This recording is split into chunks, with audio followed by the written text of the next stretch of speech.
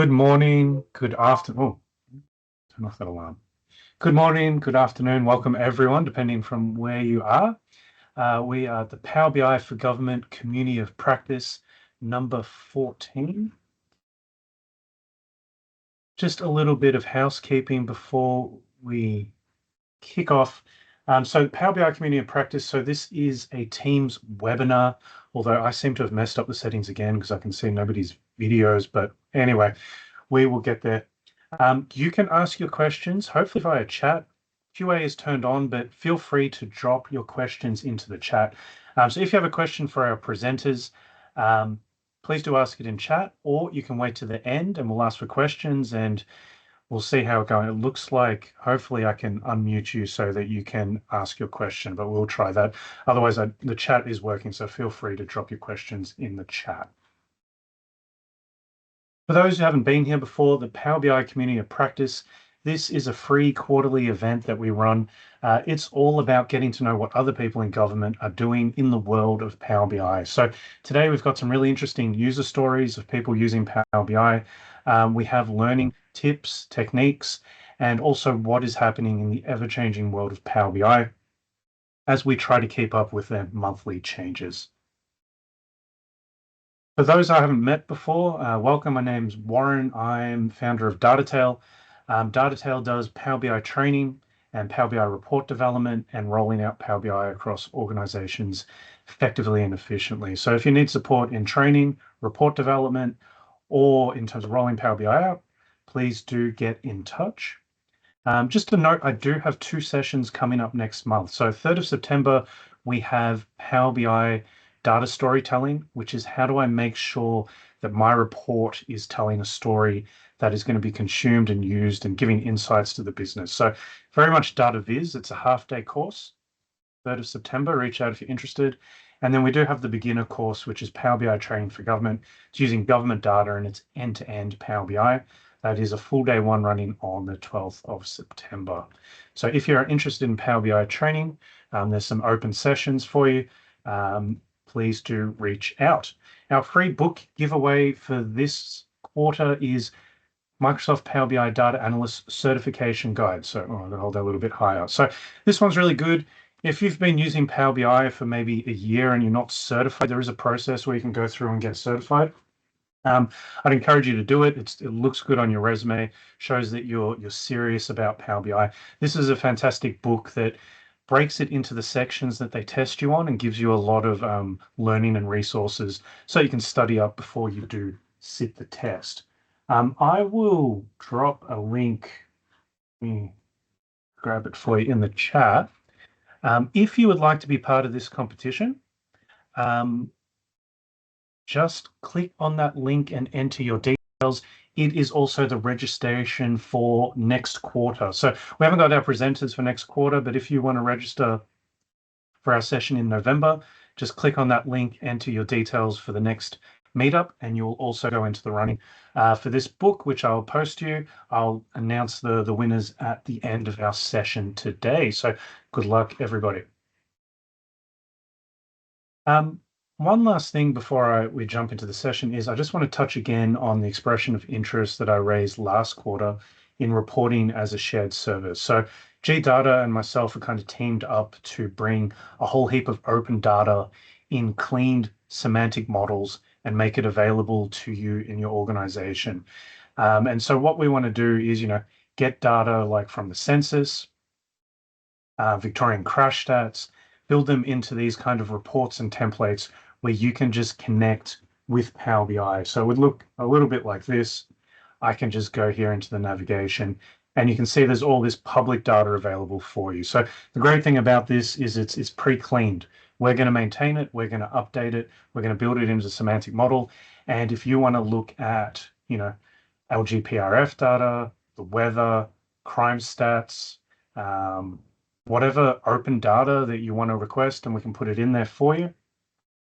We want to make that available. Now, obviously, there's a cost in terms of maintaining the data, cleaning it, building Power BI reports, but we're hoping that this can build into something as a community. As you're also building Power BI reports off this data, we can share it amongst one another. So it is a bit of an idea. We're still looking for expressions of interest.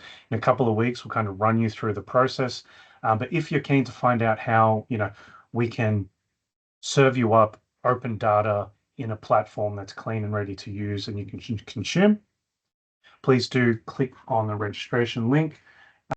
Just an expression of interest, which I will grab, drop it in there for you. Expression of interest. Perfect. So yeah, I've already been going along and adding. So we got crash stats in there. We have crime stats in there. We have LGPRF data in there, and it's all clean, and you can just go and build your report straight off the semantic model. Excellent. All right. Well, jump into our session today. So we've got Damien from Hornsbury, Harry from City of West Torrens, and Sam from the Office of National Commissioner, and myself. So first up, I'll let Sam introduce himself. I'm going to go last this time because I'm sure we're going to run out of time. There's not a lot of things happening in the world of Power BI in terms of updates. So I want to give these guys full time to present. So what I'm going to do now, Sam, if you want to take over the screen, and I will fix up that link that I put in. Sorry, everyone, I'll fix that. So Sam, if you want to take the screen and feel free to introduce yourself, and I'll fix those links for you in the chat. Great, thanks, Warren, and thanks everyone for joining us today. So my name's Sam Peach. I work at the Office of the National Data Commissioner, and today I'm just going to be telling you a little bit about a new product that we have, the Australian Government Data Catalogue, which I guess is of interest to this community because it is another way to discover and access data that you might want to put into all kinds of Power BI products, reports, analytics that you might be working on. Before we get into that, I do just want to start by acknowledging the traditional owners and custodians of the land on which we're meeting. For myself, that's Ngunnawal country here in Canberra. And on behalf of the ONDC, I'd like to pay our respects to the elders past and present and extend that respect to any Aboriginal and Torres Strait Islander people who might be with us today. So I'll do a very brief demonstration of the catalogue in a minute. But first, just by way of background to what the ONDC is on about and where the catalogue fits into that, we have been tasked with increasing the transparency, availability and use of Australian government data to help deliver better services and programs for the Australian public. Central to that mission is our DataPlace online platform, which you can find at dataplace.gov.au. And the Australian Government Data Catalogue is integrated into that platform. And the role of the catalogue is to compile metadata on the data holdings of Commonwealth agencies and make them discoverable. All users can search the catalogue, including open, conditional and restricted data assets. So that means the catalogue includes data which you can already just access immediately because it's published somewhere, but it also includes data assets which you won't find anywhere else, and you need to put in a specific data request to the custodian who holds that data before you can access it. Using the data catalogue does not necessarily grant you access to restricted data. I should say that. Whether you are granted access is still a decision for the data custodian, who will assess your request and determine if and how they can facilitate your request. All right, so I'll just stop sharing this and jump into a bit of a demonstration of the catalogue.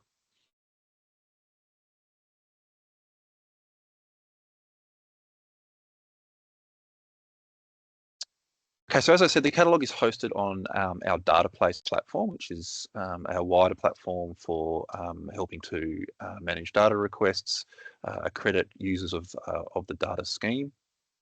It's hosted here at dataplace.gov.au. One thing to draw your attention to is our help section. There are a bunch of guides there about DataPlace in general, but specifically about the Australian Government Data Catalogue. And you can also reach out and contact us through the help pages if there's anything you would like to ask us. So into the catalogue itself, the search page has quite a simple layout. It'll be pretty easy to navigate for anybody familiar with catalogues and in general. Down the centre here, we have a display of data asset records, which are the basic units that make up the catalogue. And these generally correspond to one line or record in a Commonwealth Agency data asset inventory. So records for data assets have been specifically contributed to the catalogue by a number of agencies. And in addition, records are also being ingested from data.gov.au for Commonwealth agencies only, and also from Geoscience Australia's product catalogue. So at the top here, we have a standard kind of free text search bar that currently searches against our title, description, keyword, and identifier attributes. I'm just going to stick in a search term there.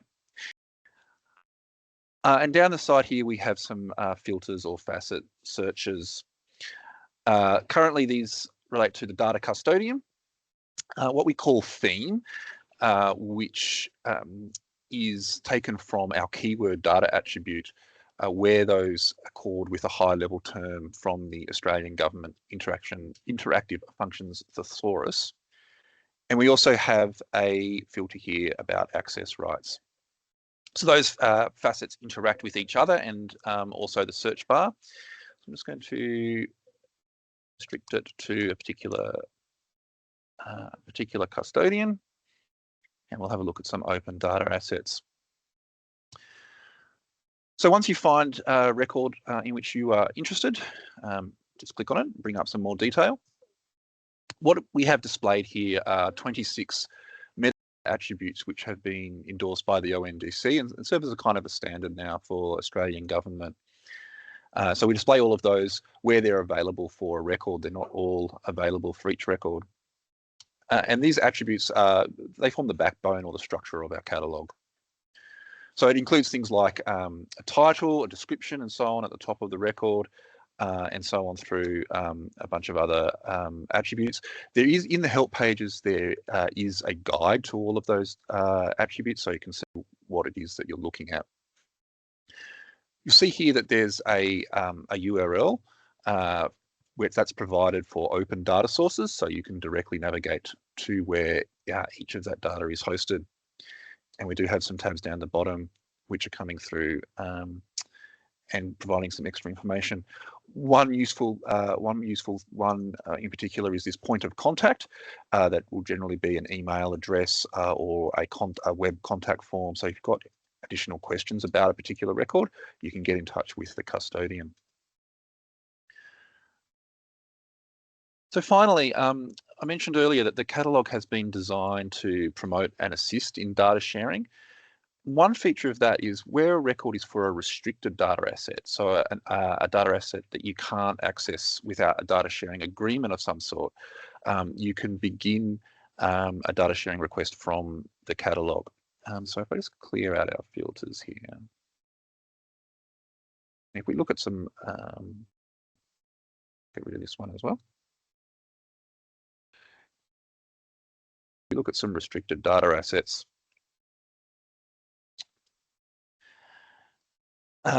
You'll notice, so here the access right is listed as restricted. Here's some data from Department of Social Services. You'll see we no longer have a URL. What we do have is this button here, which I'm not going to click because it will create a request in our system. But that opens up a data sharing request form. It pre-populates some of the fields that you need to enter there.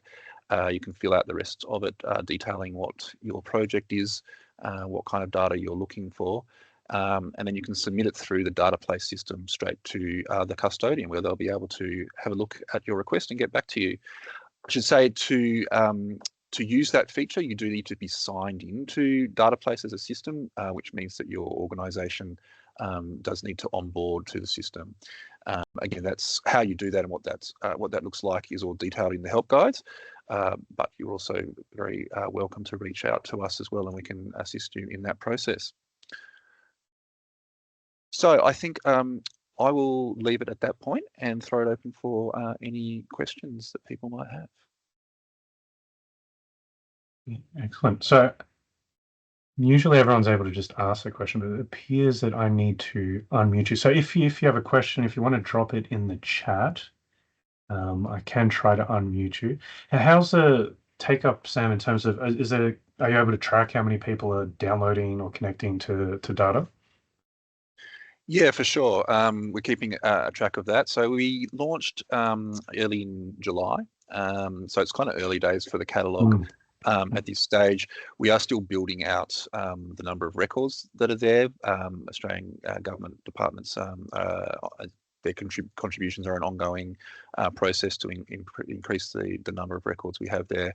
One interesting thing we are doing is also tracking what kind of searches people are doing, what kind of assets they're looking at, and so that lets our agencies know as well what data people are interested in.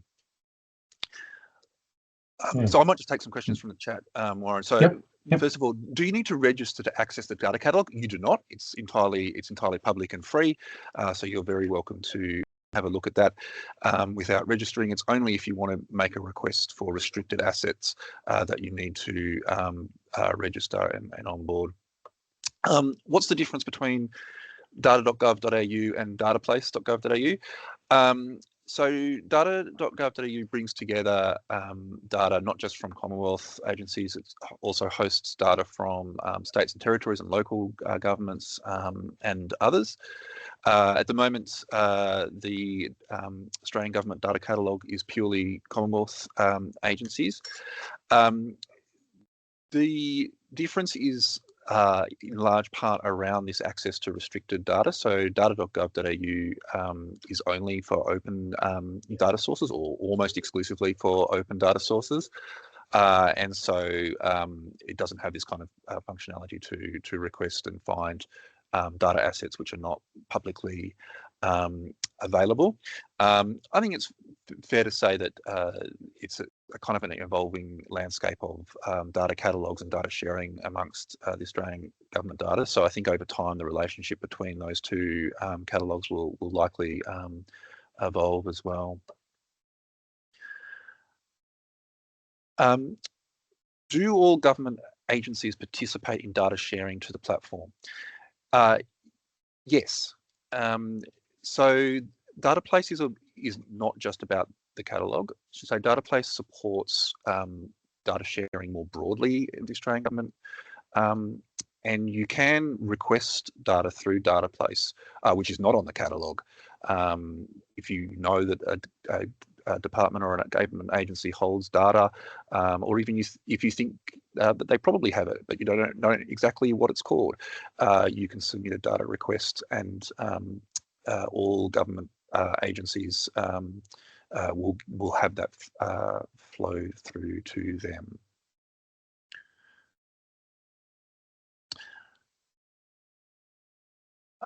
Before I take these in order, I've been jumping around a bit.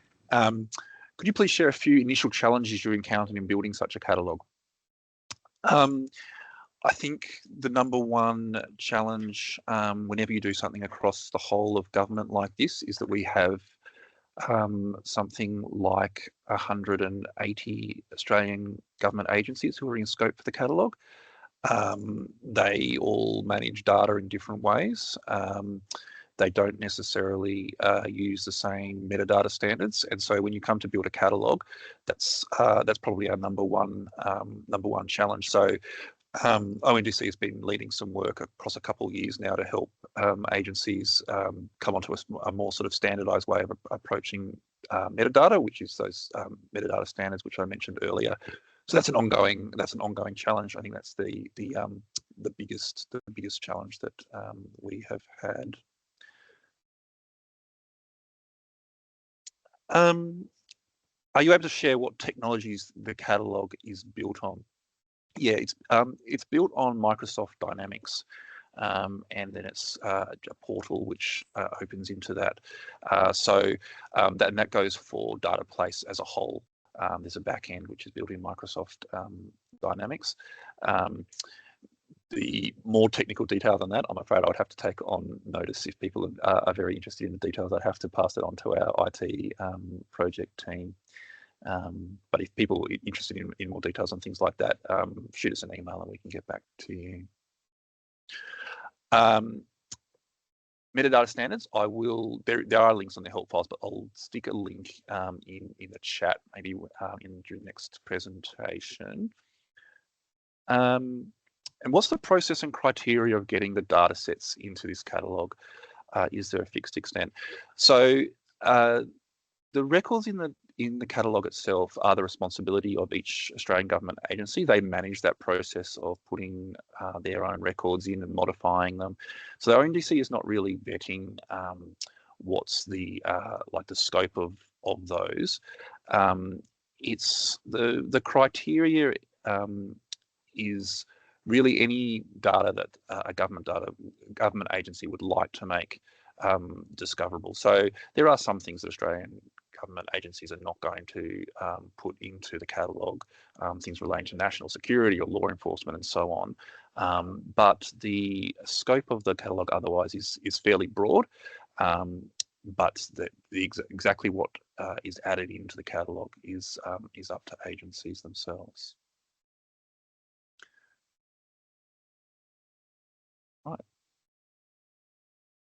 That seems to be the extent of the questions in the chat, Warren. I don't know if I've kind of taken up my time, perhaps. So, again, if more than happy to take further questions from people. If you just go to the help pages on DataPlace, and there's a contact us form, and that will come through to us, and we'd be very happy to take people's questions at a session as well.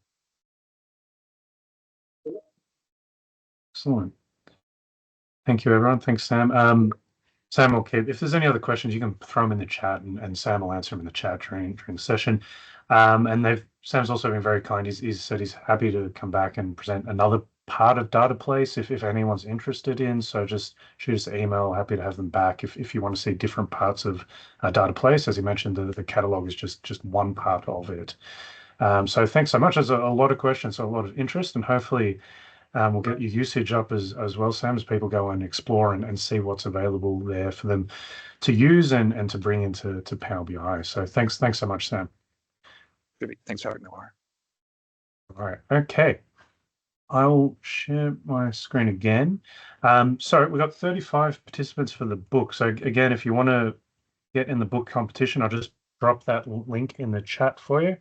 If you're interested in registering for next quarter session or the book competition. But next up, we've got Damien. Damien's from Hornsby Shire Council.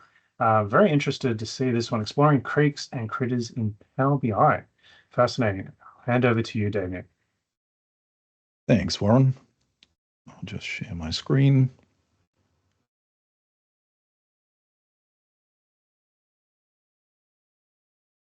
How's that? Has that come through?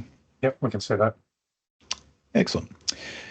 Yes, thank you for having me. My name is Damien Laurie. I am the data analyst for Hornsby Shire Council. We are in the Sydney area. We may not be the largest in terms of population, but our shire is actually the largest geographical shire in the among the Hornsby Council. And as such, we have sort of been nicknamed the Bushshire State because of the copious amounts of bushland and also the great amounts of water, tributaries, creeks, etc. And so with that in mind, we had an interesting project that landed in my lap about 6 months ago that I thought might be interesting to share. Was due to the advent of the discovery of platypus in one of the creeks in the Hornsby Shire. Not advancing, now it is. Yeah. So yes, one of the creeks that sort of branches off the Hawkesbury River, Kohler Creek, a couple of citizens were able to see and record a platypus in the water there, which, as you can probably imagine, is rather unusual urban Sydney, and in fact was the first time in many decades that they had been seen within the Hornsby Shire itself. So that generated a lot of interest in the community and amongst academia. And as such, we were given a grant to try and see if we could locate them again using some other methodologies. And in this instance, we were able to trial the use of eDNA, or environmental DNA, which was certainly a first for us, and it's starting to become more popular for a number of reasons. Primarily because it's such a non-invasive sampling technique. It doesn't involve the capturing of any animals, creatures, etc. As you might imagine, it's simply achieved by taking water samples, which can then be sent off to a laboratory for different types of analyses. In the first instance, we did what was called simple DNA barcoding, which is where you essentially target a specific species. In this case, we were, of course, hoping to locate platypus DNA potentially in other areas of the Hornsby Shire. And so, yeah, back in spring of 2023, we engaged with a number of community groups, volunteer groups, who included a lot of scientists, and took a bunch of sampling, and we wanted to create a presentation for that. I will jump ahead a little bit, but while unfortunately no platypus DNA was detected, it did turn up some other less common and endangered species, and sometimes in some locations where they hadn't been detected for some time. So this was seen as a success despite not finding any platypus DNA. And the involvement of the community then as well sort of sparked the interest of the New South Wales government, and the New South Wales Department of Premier and Cabinet awarded us a grant called the New South Wales Social Cohesion Grant, Innovation in Volunteering, which allowed us to engage with a number of different community groups to do more samples, do some training of community members as well to sort of lift their capacity and interest in the local environment and participation, of course. And then we basically chose to use another season. Rather than spring, we hit autumn, where we would expect perhaps different species to evince themselves in our creek locales. And over 41 different creek locations, our citizen scientists took 2 lots of different samples. So we had 82 different samples taken from those 41 different sites. And this time we engaged what was called the DNA metabarcoding, which is a much more broader effort, whereby any sorts of species realistically can be detected if they are included in the database of the laboratory that is doing the testing. So rather than just focusing on looking for platypuses and vertebrate animals, which we did in the first round, this one sort of opened it up to a number of other species. But again, you kind of limited to budget and time. So we sort of expanded that not to all possible species, but we opened it up to different sorts of crustaceans and things of that nature as well. So essentially, my brief in all of this was, how do we translate what looks like a 20-page spreadsheet that has numbers and columns that are nonsensical to the general public and probably most of the people in council that look at it, into something that would further engage the participants, the citizen scientists, and also perhaps be of interest to the broader community or other third parties as well. So that was my job, to try and turn that around in a few weeks' time. And I thought I would try a few different things to achieve that. I might run through some of the tools and resources that I used before we jump into the dashboard itself. one of the things that I'd like to plug, in case this is not familiar to any of you good folks, is a package that the ALA, the Australian Living Atlas, released a couple of years ago now. It's a package called Galar, a software package that you can access in a similar way to an API. Originally just through the R programming language, but with the success of not just the scientific and academic communities, but a large number of non-profits and governments as well, they expanded that package as well. And at the end of last year, they released a Python package too, which makes it a little more accessible to folks too. I might leave a link later on if anyone is interested in this. What it does essentially is allow you to, through a programming interface, connect to the ALA and their metadatabase, essentially, of tens of thousands of different databases across the world, and a bunch of, they call them different atlases, but essentially all sorts of information around different species, be they plant or animal, etc. And also all of the observational data that is captured through not just the major open source communities like iNaturalist, although that certainly figures prominently, but down to universities, institutions, and tens of thousands of different sources. So I was able to use that to get some more information that we could pair up with the results from the eDNA laboratory that just sent back the raw numbers to us, to hopefully provide a little bit more information in perhaps a more intuitive or certainly more engaging way that people could essentially play with in this dashboard. Apart from that, I wanted to be able to display images of the species themselves, so that it's not just names that people are looking at, but perhaps something will jump off the screen for them.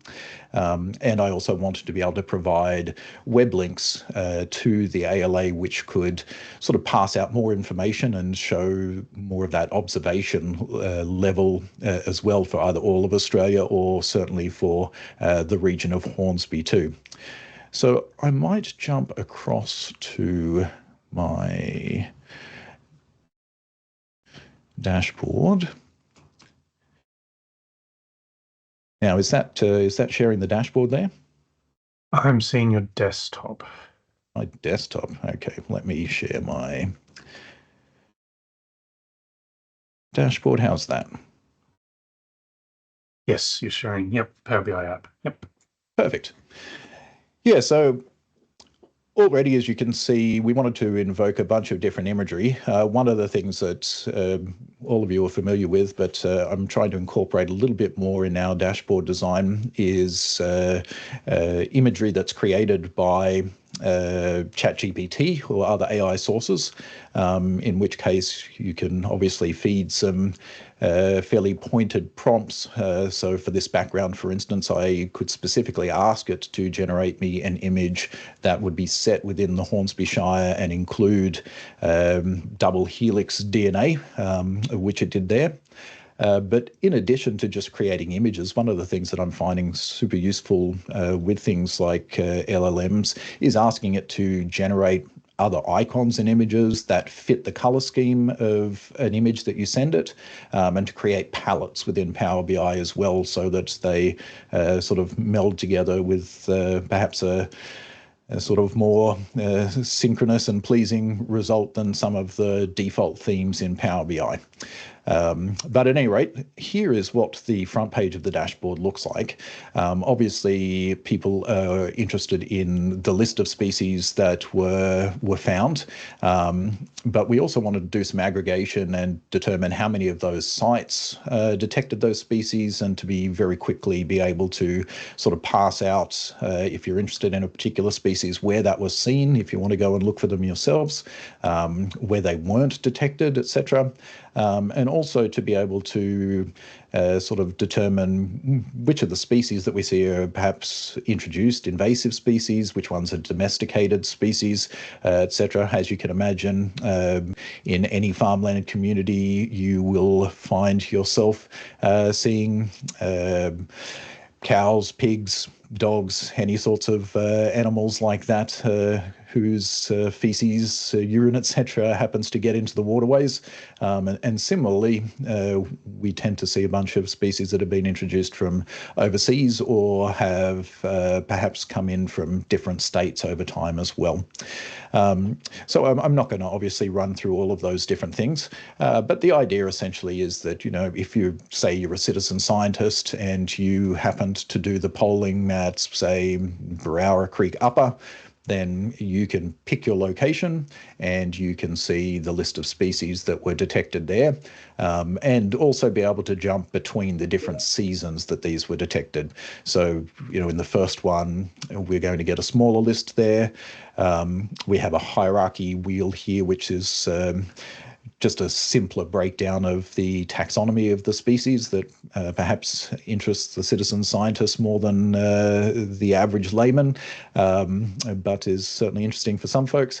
This here is a Microsoft add-in to Power BI. It's quite useful too, because it allows you to be able to filter all of the elements of your dashboard based on any single element of that hierarchy as well, which is pretty neat.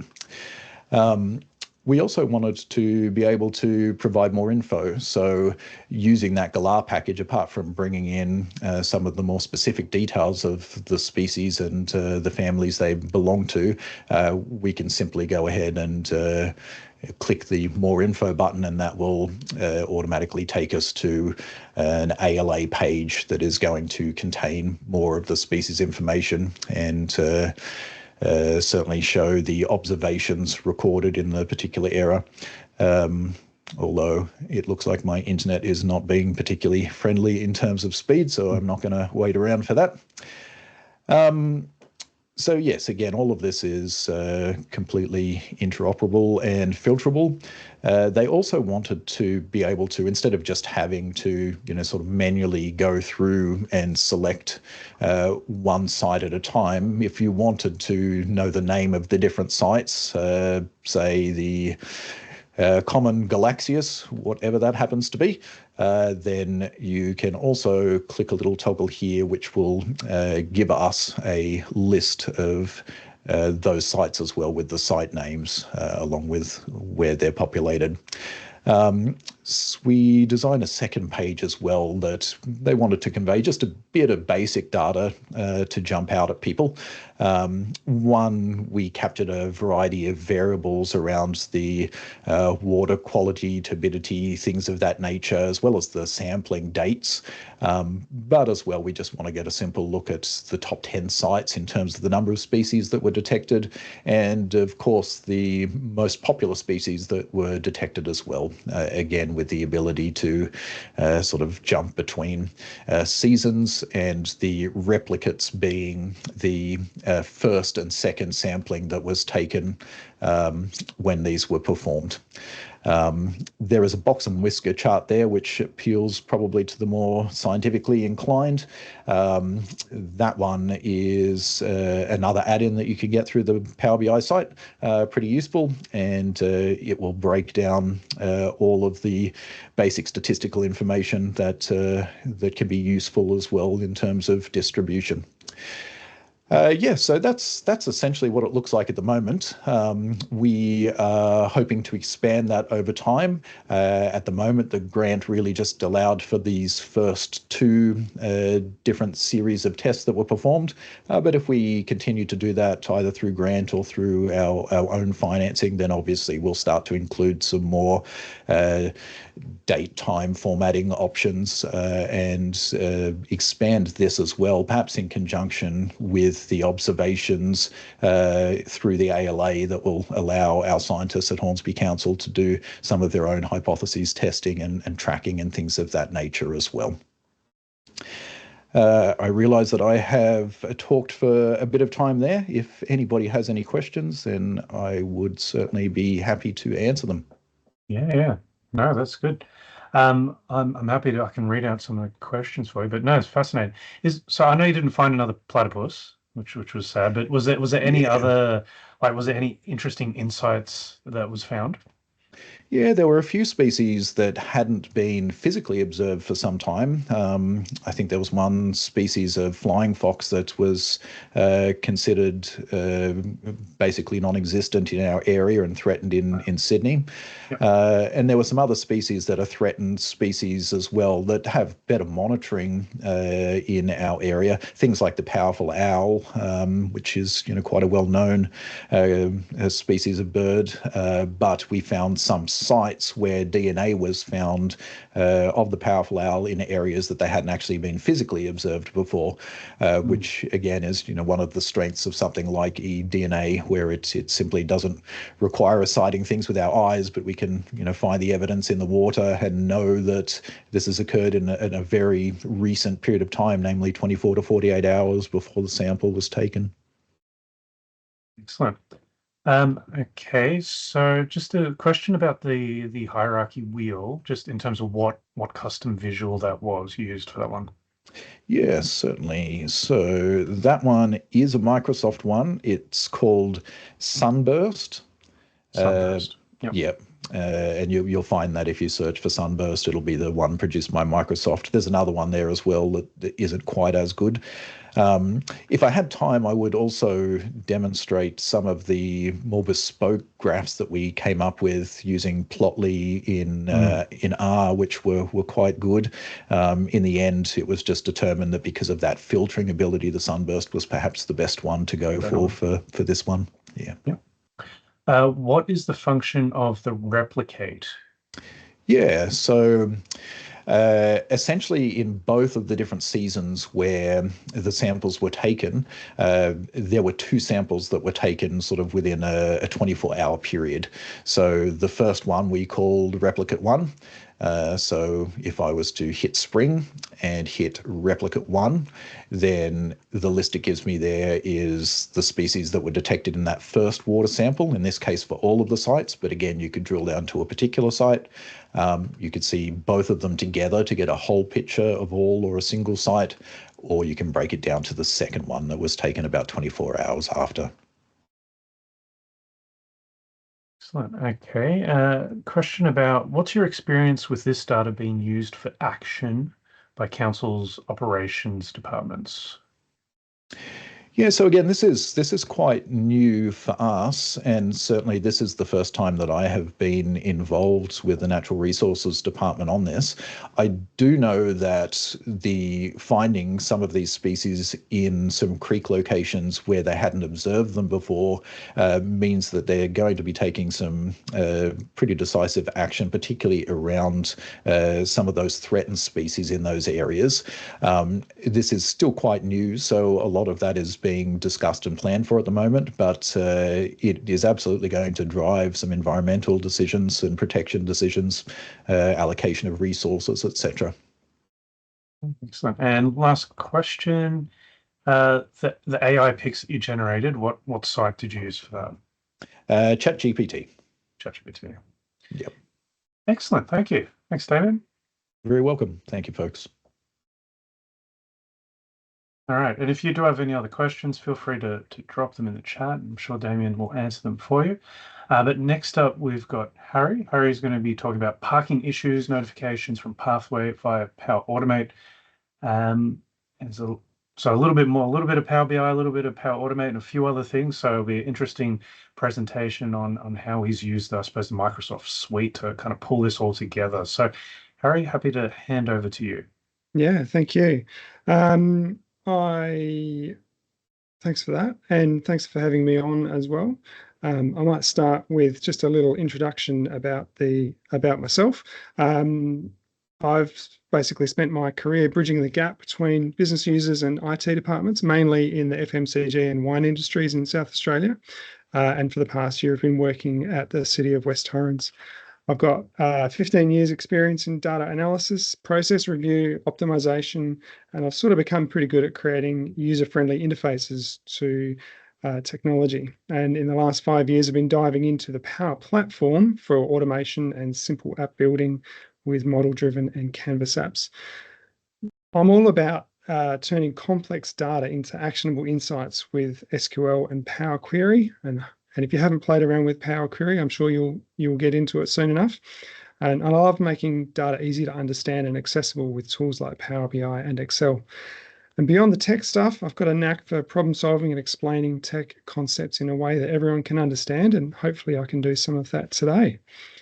A little bit about the city of West Torrens. It's home, for those that don't know, it's home to 65,000 residents, comprising upwards of 32,000 properties and more than 41,000 street and park trees, conveniently located between Adelaide's CBD and the coast and spanning 37 square kilometres. It's a mid-sized metropolitan council by Adelaide standards, supported by approximately 260 staff. With the Adelaide Airport featuring prominently at the centre. If you've flown to Adelaide, you've been to the city of West Torrens. Welcome. The city boasts numerous parks and gardens, offering residents and visitors a variety of green spaces to enjoy, including the River Torrens that borders the north side of the city and is near some of Adelaide's stunning beaches, including West Beach. The historic Thebarton Theatre is a cultural landmark within the city of West Torrens, and golf enthusiasts can enjoy several well-maintained golf courses in the area, including Kionga Golf Club. And the Adelaide Crows, one of the prominent AFL teams, and in fact one of the top 15 teams of 2024, and at least they're above Richmond, are pushing ahead with plans to build their new headquarters and home ground at the Thebarton Oval in the city of West Torrens. So, I did mention the Crows are above Richmond. Yeah, okay, good. So that's a bit of a picture of where our trees are and where we are in relation to into Adelaide. We've got the beach just off on the left there. And this tool comes actually from forestry. So if you've not heard of forestry, that's a pretty nifty tool to manage trees within a council area. But cracking into my presentation, it's not a technical presentation. And so the intention here is really to help spark ideas about how your existing Microsoft 365 licenses may be used and how that functionality could be extended to your existing platforms. And through this, I'll be demonstrating how the city of West Torrens is now leveraging tools that we've had access to for a long time, but never really taken advantage of, and tools like Teams and Power Automate. This particular process that we're talking about could be especially relevant where there's a customer service team assigning urgent jobs to a field team. As a Metropolitan Council, we receive complaints and queries from the public regarding parked vehicles, and it's important that we're able to investigate and respond to those queries in a timely manner. As of the end of July 2024, our customer service team had received nearly 1,000 queries relating to parking issues, which works out as approximately 7 queries a day. And each query requires our customer service agent to enter those details into our Pathway ERP tool. And some of you might be familiar with Tech One. We've got Pathway here at West Torrens via a questionnaire, and then manually figure out which is the correct team that handles the query, manually input a summary of that into Teams, and all of this, by the time they do lookups and flicking between screens and then recoding stuff, can take up to 5 minutes, and it's kind of prone to manual errors as well.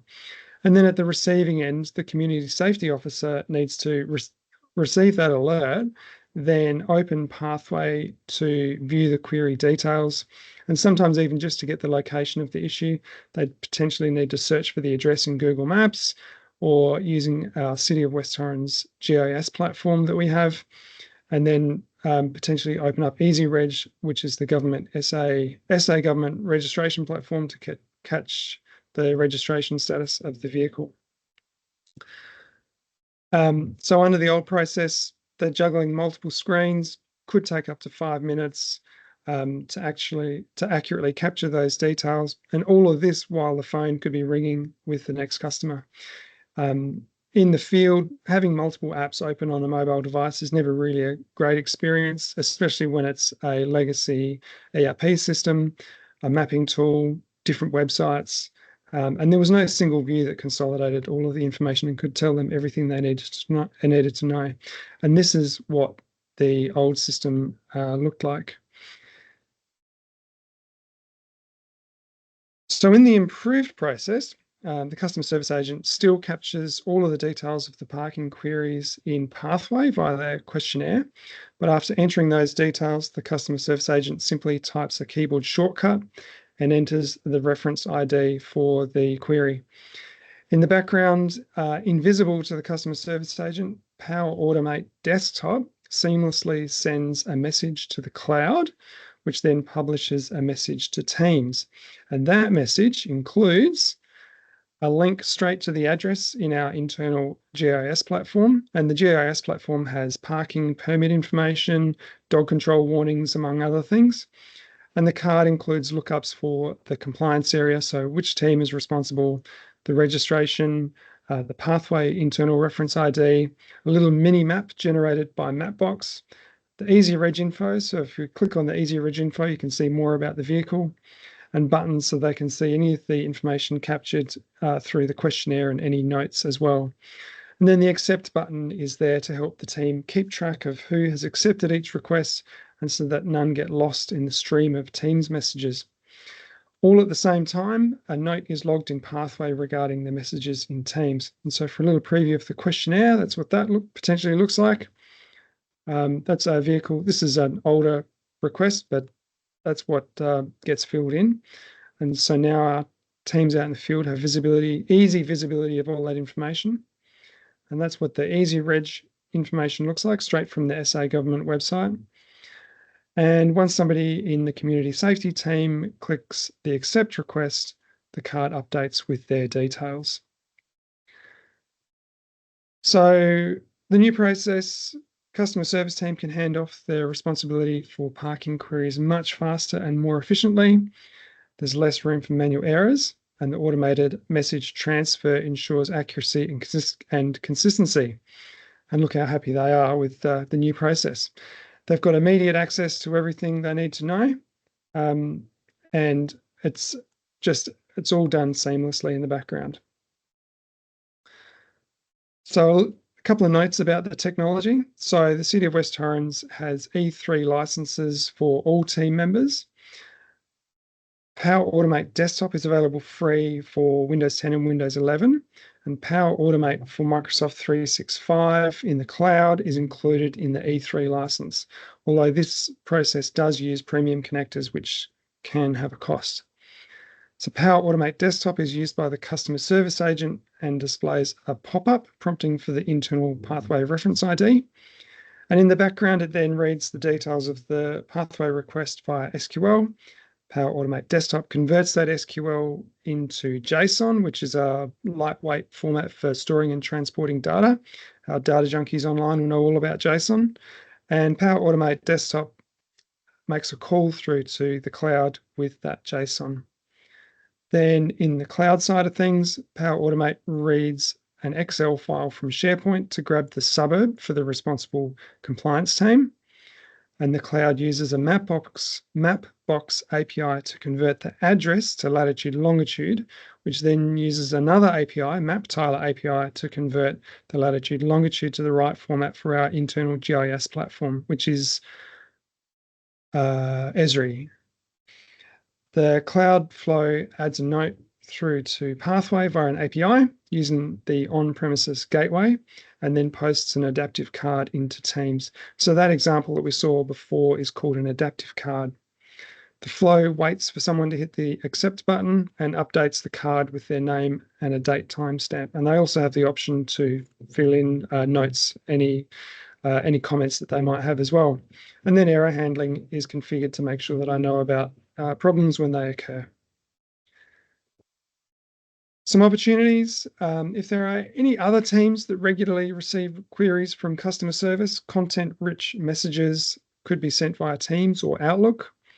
This could be done in addition to or instead of any existing processes. And the strength of Power Automate really comes anywhere there are team members manually keying data from one system to another, and where repetitive actions are being performed. And what I've shown is how teams can be seamlessly integrated into other back-end systems at fairly low cost. Some of these ideas will relate to building Power BI reports as much as inventing new processes that leverage automation, but the Keep in mind that the idea might come from one team, but throughout the process, make sure you're keeping all participants informed and engaged, including IT, who may have to help with licensing and gateways. And make sure you know what the problem is. It's only worth doing something if you're significantly reducing friction. Think about the should I build it, not the can I build it. And I'm sure you guys, and I know I have, spent time creating Power BI reports that, yes, I can build it, but maybe I shouldn't have built it because it doesn't actually fix a problem that is in place. In saying that, the can I build it is great for a small problem that could be used as a good way to learn. So use hacks to see if a process or a report will get used. Proof of concept can be a slow and expensive way of testing ideas because you basically have to build the whole thing and instead create a pseudo or lookalike concept. So watch out for good execution of a bad idea. And we all know of reports that look great but never get looked at. And measure what people do, not what they tell you they're going to do. So check for reuse. Are they going back to the report? Are they going back to the old method of getting the data? And you can do that with looking at data usage stats. And for more information on some of those concepts, look at prototyping.org and in Australia, exponentially.com. So be prepared for it to take longer than you think. And this goes for reports and process iterations, and plan to iterate to improve over time because it'll never be right the first time. Depending on how we're tracking for time, maybe we're getting a little bit close to the end of the hour, but I do have a quick Power BI report to show, which just looks at some data. No, you show, Harry. I'm not going to show my section because it's not that interesting. This is much more interesting. So you go for it. All right, good. So this is literally just knocked together because this is a Power BI presentation, and this one shows of all of the runs, what were their success like. Now, I'm not worried about the cancelled one because they mean that the message has gone through to Teams and it's been received at the other end by community service. Succeeded is obviously good. That means they've clicked the accept button. Failed is where there's a problem, and I need to keep an eye out on the running ones, and especially keep an eye out on the long running ones. The other thing I've used Power BI for is to look at any steps that are particularly slow. So if I've got one here that's actually 6 minutes long, I can figure out, I can use them. I've got a filter set to drill down to only those that are particularly long. Each step should only take a few seconds. So if there's anything that sort of stands out as being 6 minutes long, then I can use this to drill into what's going on with the flow. And I do that as a download straight out of the screens in Power Automate in the cloud. One more slide, and that is thanks for your time, and a big thanks to Warren for giving me this time, and especially sight unseen and not even really being a Power BI presentation. Thanks for everyone for staying online to the end, and I hope it sparks some ideas of your own that you'll be able to take back to your own teams. And if you're wanting to learn more about Power Automate, these bit.ly links are to free online learning material. But if you're curious, I'd highly recommend just having a go at creating a simple flow that does something like sending you a notification when some kind of event happens, maybe something like a pop-up on your phone when your manager sends you an email. My LinkedIn page is there as well. I don't usually post much, but feel free to connect. And thanks, Warren. Brilliant. Thanks, Harry. There's a couple of questions. We can get you to answer those. So Awesome. Is your pathway on site or via SaaS? We are on site at the moment, and we're moving to SaaS. But that hasn't happened just yet. Okay. This is a very comprehensive and complex script mixing PA, desktop, and cloud. What about the costs of maintaining this process integration workflow? Yeah, I guess being a mid-size council, we don't have a lot of customer service agents, so I don't spend a lot of time trying to keep all of our agents up to date with any edits or changes. And in actual fact, because I spent so much time going back and forth with them at the start of the process, really the Power Automate desktop script that I gave them to start with is done. version 2.0 of the process will actually be an automatic trigger straight from Power Automate Cloud. So the customer service agents won't even see, and they won't need to trigger off the process manually at all. So the cost in that sense is probably pretty low. Okay. There's another question saying, as this is MS365 is online, does this workflow work with other online solutions, so Esri or Tech One? I would say that depends. I've used online solutions in Mapbox to grab some latitude, longitude information and get the little map thing. Effectively, that's an online solution.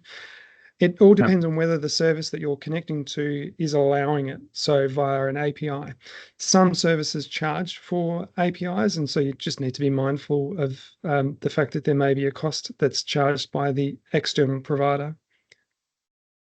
Do you know what version of Pathway you're using? I do not. Right. No, sorry. It's on-prem.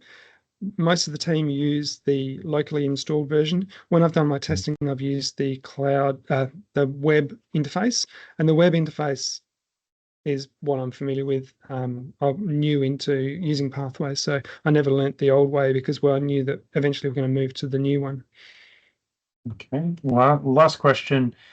This is about, I suppose, who else knows how to look after this script? So is there any kind of technical depth what you've built?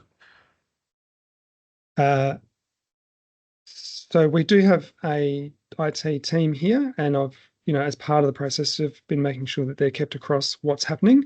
And I've also notated all of the stuff gets pushed up to GitHub with comments about changes as well. So having GitHub as a diversion or a change tracking tool for all of the different elements means that anybody can come in and see anytime something's changed, why has it changed, what is it supposed to do? And I'm big on documentation, so I've got some pretty decent notes through the place to keep it durable, I guess.